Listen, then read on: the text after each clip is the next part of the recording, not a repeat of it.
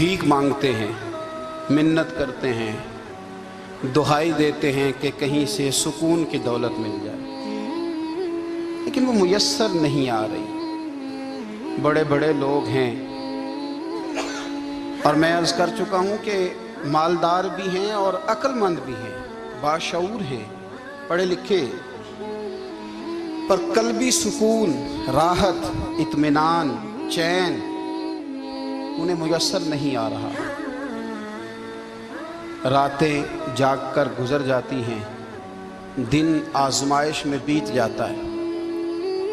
वो कभी उसके लिए ठंडे इलाकों का सफ़र करते हैं, कभी दोस्तों की मजलिसों में जाकर के बैठते हैं, कभी घर से दूर अकेले में तन्हाई में वक्त गुजारने की कोशिश करते हैं, लेकिन दौलत सुकून नापैद होती है, मुयस्सर नहीं आती।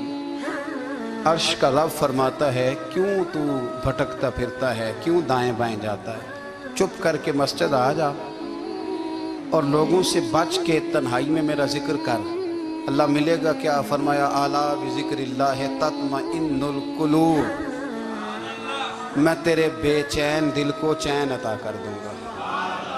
वो तेरा तड़पता और फड़कता हुआ मिजाज, उसे मैं सुकून की दौलत दूंगा। ये तुझे कहीं और नहीं मिलेगा, ये मेरी याद में मिलेगा। ये चैन, करार, सुकून तुझे यहीं मुयस्सर आएगा। इत्मीनाने कल्बी जिंदगी का हुस्न है भाई, दौलत सुकून असल है। बड़े ठंडे कमरे में कुछ लोगों को नींद नहीं आती, और दादा साहब रहमतुल्लाह अलैह आप जाएं तो दोनों सड़कों के बीच जो फुटपाथ है ना, उस पर भी कुछ लोग सोए होते हैं। उधर से भी गाड़ियां गुजरती हैं, इधर से भी गाड़ियां गुजरती हैं, लेकिन बस नींद है ना, अल्लाह का फजल है, उसने दे दी है, आने वालों को आ गई है। इत्मीनाने कल्बी, मेरा मुआशरा बेसुकून है, बेकरार है।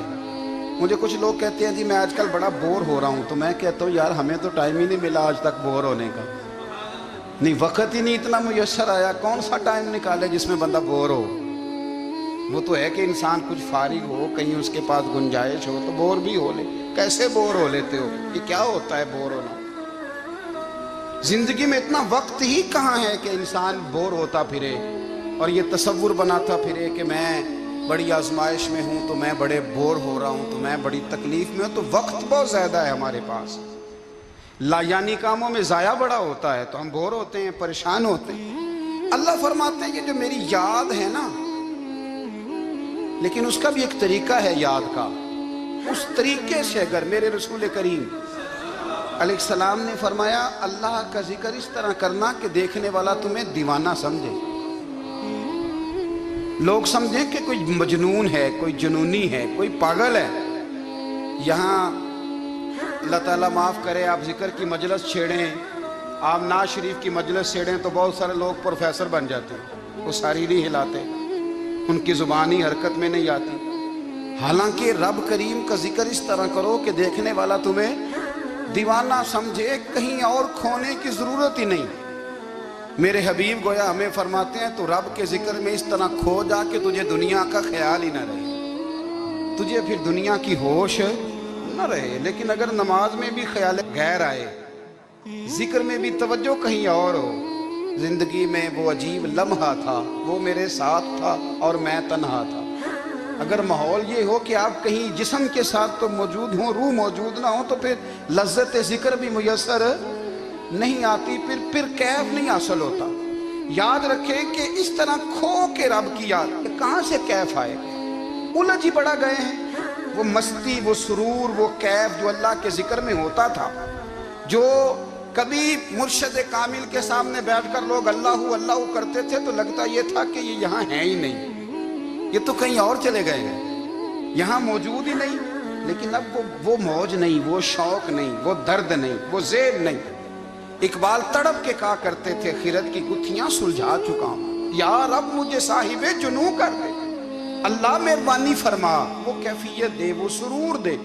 जिंदगी में अगर इत्मीनान चाहते हो तो कभी कभी सब कुछ भूल के ना तो मस्त हो जाया करो रब की याद में। कभी कभी छोड़ दें दुनिया, छोड़ें यार मोबाइल, किसी वक्त करें इसको बंद, چھوڑے اس بات کا خیال کہ فلانے نے سلوٹ کیا ہے کہ نہیں کی، چھوڑے۔ حضرت باجزید بستامی رحمت اللہ تعالیٰ علیہ فرماتے میں نے اعتکاف کبھی اپنی مسجد میں نہیں کیا، یہ کہ سارے ہی ہاتھ چومنے والے، سارے ہی پیار کرنے والے۔ فرماتے میں جب اعتکاف کرتا تھا تو میں بستام سے دور نکل جاتا تھا جہاں کوئی مجھے جاننے والا نہ ہو۔ اٹھ بلیا چل اوتھے بسیے جتھے وس دینی سارے ینے، نہ کوئی ساڈی ذات پچھانے تے نہ کوئی سانو مننے، چل ادھر چلیں۔ اٹھ بلیا چل اوتھے بسیے جتھے وس دینی سارے ہی اللہ، نہ کوئی ساڈی ذات پچھانے تے نہ کوئی سانو۔ اتنا شوق ہے سلوٹ کرانے کا، اتنا شوق ہے تعارف کرانے کا، اتنا شوق ہے اپنا بتانے کا، تو یہ چیز غلبہ کر جاتی ہے، پھر نام رہ جاتا ہے، روح نہیں رہتی، پھر وجود رہ جاتا ہے، پھر باطن کی کیفیت نہیں رہتی۔ خدا را اپنے آپ کو بے چین نہ کرو، بے قرار نہ کرو، بے سکون نہ کرو، رب کی یاد میں آ جاؤ، درود و سلام میں آ جاؤ، نعت کے حسن میں آؤ، تلاوت کی دنیا میں آؤ، سجدوں کے نور میں آؤ۔ آؤ کبھی کھول کے دل مسجد کی صفائیاں کریں، آؤ آؤ نہ کبھی کوئی بوڑھا، دادی نانی دادا ان کے پاس بیٹھ کے پیر دبا کے اللہ کو راضی کریں۔ یہ کیف والی جگہ ہے، یہ سرور والی جگہ۔ اتنی بے چین ہماری زندگی ہے، بے قرار ہے، تڑپتے ہوئے لوگ، لڑتے ہوئے لوگ، ایسے لگتا ہے ابھی ایک دوسرے کا گریبان تھام لیں گے، بے قرار بے چین۔ کسی کو انتظار کا کہا جائے نا کہ 10-20 منٹ کسی کا انتظار کرو، تو بعض لوگ مجھے ایسے لگتا ہے جیسے ان کا کلیجہ پھٹ جائے گا، ڈاکٹر کے انتظار میں بیٹھے ہیں تو بڑے پریشان ہیں۔ کسی کو ملنے گئے ہیں کو آدھا گھنٹہ بیٹھنا پڑ گیا تو بڑی دقت میں ہے۔ اپنے آپ کو سکون دیں۔ آپ یقین کریں بڑا مزہ آتا ہے، کبھی کسی کا انتظار کرنا پڑے تو 2-4 تسبیح درود شریف پڑھی جاتی ہے، یعنی ذوق بن جاتا ہے کہ چلو اللہ نے موقع دیا ہے، کوئی سرکار کو یاد کر لیں، تنہائی مل گئی۔ ہمارا مزاج جس سختی کا شکار ہے، وہ سختی آہستہ آہستہ ہمیں زیادہ آزمائش میں ڈال گئی۔ تو میرے بھائی زندگی میں اطمینان حسن ہے، اور وہ سب سے زیادہ اللہ کی یاد میں ملتا ہے، وہ سب سے زیادہ رب کریم کے ذکر میں۔ سب سے زیادہ جو چاہتا ہے نا دل ٹھنڈا رہے، زبان میٹھی رہے، وہ مدینے والے محبوب پہ درود و سلام پڑھا کرے، وہ حضور پہ درود و سلام پڑھا کرے، زبان میٹھی رہے گی۔ میرا ذاتی تجربہ ہے کہ جو آدمی اپنے اخلاق سنوارنا چاہے وہ حضور پہ درود شریف پڑھے، جو اپنے اخلاق سنوارنا چاہے، طبیعت کو ٹھنڈا رکھنا چاہے، وہ درود شریف پڑھے، اس کا دل سکون میں آئے گا۔ کچھ کام اور ہیں زندگی میں اطمینان کے لیے، ان کا ہونا بھی بڑا ضروری ہے۔ سب سے پہلے اگر آپ چاہتے ہیں نا زندگی میں سکون ہو تو حقیقتوں کا سامنا کرنا سیکھیں، آپ جو ہیں وہ رہنا سیکھیں، جو آپ نہیں ہیں وہ بننے کی کوشش نہ کریں۔ حقیقت کا سامنا کرو گے تو زندگی اطمینان میں آ جائے۔ ہم نے نا بہانے بنا لیے ہیں، ہیلے بنا لیے، جھوٹ کے سہارے اپنے آپ کو اونچا کر لیا۔